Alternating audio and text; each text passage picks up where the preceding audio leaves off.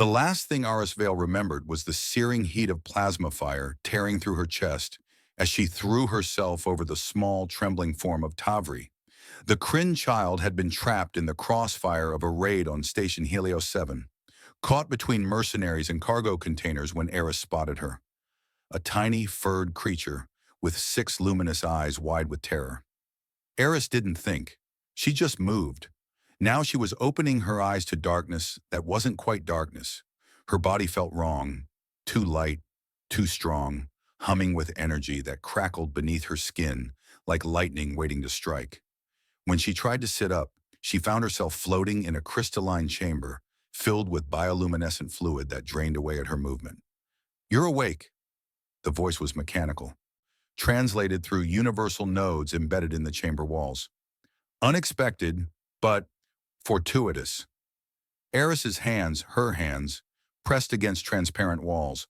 Through them, she saw a circular amphitheater filled with beings from across known space. Scaled Vrexians, gaseous Nephori, contained in pressure suits, towering Gorath with their stone-like hides. And at the center of the chamber's ceiling, watching through a viewing port, was Tavri. Older now, perhaps by years, her 6 eyes locked onto Eris with an expression that transcended species, pure, desperate hope. "What happened?" Eris's voice came out stronger than it should have, resonating with harmonics that made the fluid around her vibrate. "You died," came a different voice. This one belonged to a Vrexian female, her emerald scales marked with the sigils of a high arbiter. "3 cycles ago, by galactic standard, you died protecting a Kryn child during an illegal raid. Your act resonated." The chamber opened. Eris stepped out and immediately understood that her body was no longer entirely her own. She could feel the enhancements. Bone density increased beyond human norm. Neural pathways rewired for processing speeds that would shame quantum computers. Muscle fibers that could generate force ratios impossible for baseline biology. "The Kryn have ancient laws," the Arbiter continued.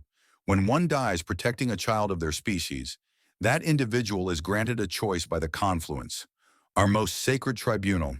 Tavri chose to invoke the right of chains, bonding her life essence to yours, pulling you back from death itself. She brought me back?" Eris looked up at Tavri, who pressed small paws against the viewing port. "At great cost, the right demands balance. You were remade as her Valkyr, her champion, and now you must fulfill the purpose we have chosen for you." The amphitheater's lights shifted. Holographic displays materialized, showing sectors of space consumed by red markers. Entire star systems marked as fallen. Eris recognized the signatures, the dissolution, a hive mind construct that had been consuming the outer rim colonies for decades. "Humanity fights alone on the frontier," another voice spoke, a Gorath commander whose voice rumbled like continental drift. "Your species lacks the biological advantages of older races. No natural armor, no enhanced senses, short lifespans. The galaxy has watched humans die by the billions, holding lines that shouldn't be holdable. And yet you hold them," the Arbiter said quietly. "You endure, you adapt.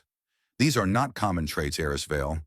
The Confluence has studied your species for 3 cycles. We have concluded that humanity's greatest weakness is also its most terrifying strength. You refuse to accept that anything is impossible." Eris felt anger rising in her chest, hot and bright.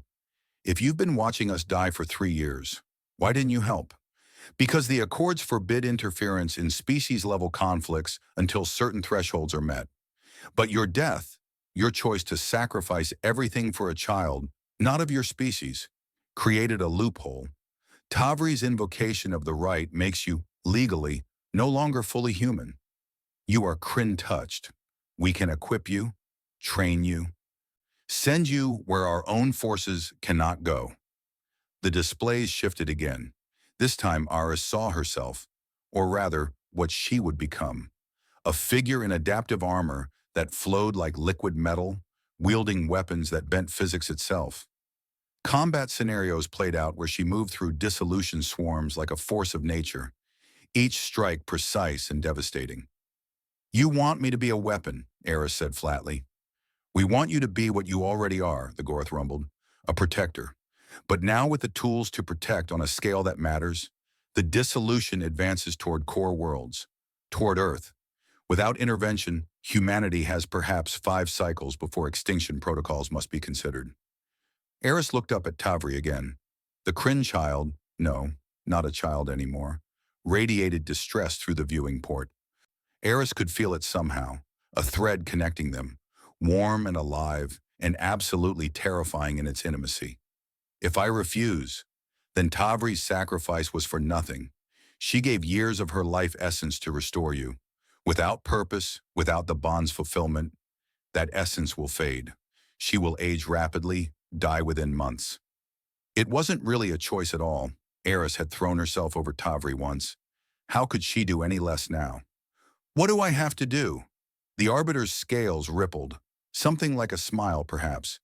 First you train, then you return to human space as something new, a champion backed by Confluence technology, carrying proof that humanity doesn't fight alone anymore. You will be the first of the Valkyr Corps, the prototype for what we hope will become a bridge between our species. And after Eris Vale, you show the galaxy what we have long suspected, that humans, when given the proper tools, become the most dangerous creatures in known space, not because you are strong, but because you refuse to let anything you love die without a fight. Eris flexed her new hands, watching energy dance between her fingers. She thought of Earth, of the colonies burning on the frontier, of countless others like her making impossible choices in impossible situations. When do we start? Tavri's 6 eyes brightened in the viewing port. Through their bond, Eris felt something warm and fierce. Gratitude, determination, and an emotion that transcended language. Hope. Now, the Arbiter said, we start now.